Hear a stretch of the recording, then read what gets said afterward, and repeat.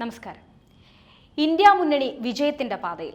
കേന്ദ്ര സർക്കാരിന്റെ കൈക്കരുത്ത് കാണിക്കാൻ ജയിലിനുള്ളിൽ ഇട്ടിരുന്ന കേജ്രിവാൾ ഇറങ്ങിയതോടെ കളികൾ മാറുകയാണ്.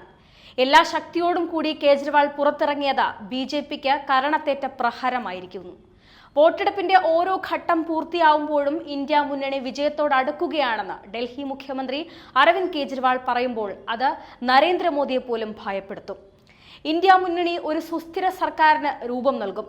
ഓരോ വോട്ടെടുപ്പ് പൂർത്തിയാവുമ്പോഴും മോദി സർക്കാർ അധികാരത്തിൽ നിന്നും പുറത്താക്കപ്പെടുകയാണെന്നും കേജ്രിവാൾ പറയുന്നു.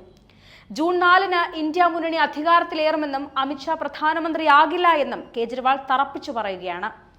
പ്രധാനമന്ത്രി നരേന്ദ്രമോദി അമിത്ഷായെ പിൻഗാമിയായി തിരഞ്ഞെടുത്തു. ഇതിൽ അഭിമാനിക്കുന്ന അമിത്ഷാ അപമാനിക്കാനും ഭീഷണിപ്പെടുത്താനും തുടങ്ങി. പ്രധാനമന്ത്രിയാവുന്നതിന് മുൻപേ അമിത്ഷാ ധിക്കാരിയായി മാറി. അമിത്ഷാ, താങ്കൾ പ്രധാനമന്ത്രിയാകില്ല.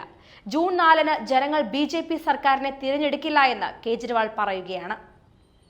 രാഹുൽ ഗാന്ധിക്കും അരവിന്ദ് കേജ്രിവാളിനും ഇന്ത്യയിലേക്കാൾ പിന്തുണ പാകിസ്ഥാനിലുണ്ടെന്ന് കഴിഞ്ഞ ദിവസം അമിത്ഷാ ആരോപിച്ചിരുന്നു. ഇതിലും കേജ്രിവാൾ മറുപടി നൽകി. ഡൽഹിയിൽ വന്ന അമിത്ഷാ രാജ്യത്തെ ജനങ്ങളെ അപമാനിക്കുകയാണ് ചെയ്തത്. ആം ആദ്മിയെ പിന്തുണയ്ക്കുന്നവർ പാകിസ്ഥാനികളാണെന്ന് പറഞ്ഞു. AAPയെ 62 സീറ്റും 56% വോട്ടും തന്ന് വിജയിപ്പിച്ച ഡൽഹിക്കാർ പാകിസ്ഥാനികളാണോ എന്ന് കേജ്രിവാൾ അമിത്ഷായോട് ചോദിച്ചു. കേജ്രിവാളിന്റെ പ്രതികരണം ഇങ്ങനെയാണ്. കഴിഞ്ഞ ദിവസം അമിത്ഷാജി ഡൽഹിയിൽ വന്നു.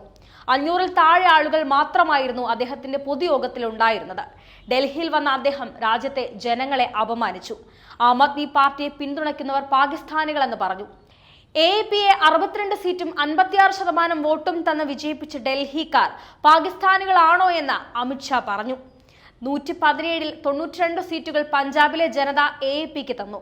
ഗുജറാത്ത്, ഗോവ, ഉത്തർപ്രദേശ്, അസം, മധ്യപ്രദേശ് അടക്കം രാജ്യത്തിന്റെ മറ്റു ഭാഗങ്ങളിലുള്ള ജനങ്ങൾ ഞങ്ങളിൽ വിശ്വാസമർപ്പിക്കുകയും സ്നേഹം തരികയും ചെയ്തു. രാജ്യത്തെ ജനങ്ങളായ ഇവരെല്ലാം പാകിസ്ഥാനികളാണോ എന്ന് അദ്ദേഹം ചോദിച്ചു. പ്രധാനമന്ത്രി മോദി നിങ്ങളെ പിൻഗാമിയായി തിരഞ്ഞെടുത്തു.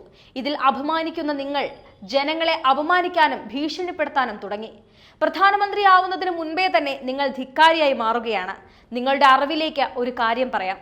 താങ്കൾ പ്രധാനമന്ത്രിയാകില്ല. ജൂൺ 4-ന് ജനങ്ങൾ BJP സർക്കാരിനെ അല്ല തിരഞ്ഞെടുക്കുകയെന്നും അദ്ദേഹം പറഞ്ഞു. 5-ാം ഘട്ട പോളിംഗ് അവസാനിച്ചതോടെ ജൂൺ 4-ന് മോദി സർക്കാർ തുടച്ചു നീക്കപ്പെടുമെന്നും ഇന്ത്യ സഖ്യ സർക്കാർ കേന്ദ്രത്തിൽ അധികാരത്തിൽ വരുമെന്നും കൂടുതൽ വ്യക്തമാവുകയാണ്.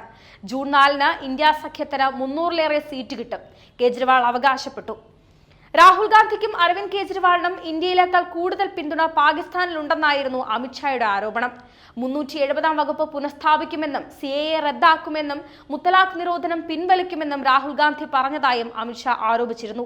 ഡൽഹിയിലെ സംഗം വിഹാറിലെ പൊതുയോഗത്തിൽ സംസാരിക്കുകയായിരുന്നു അദ്ദേഹം.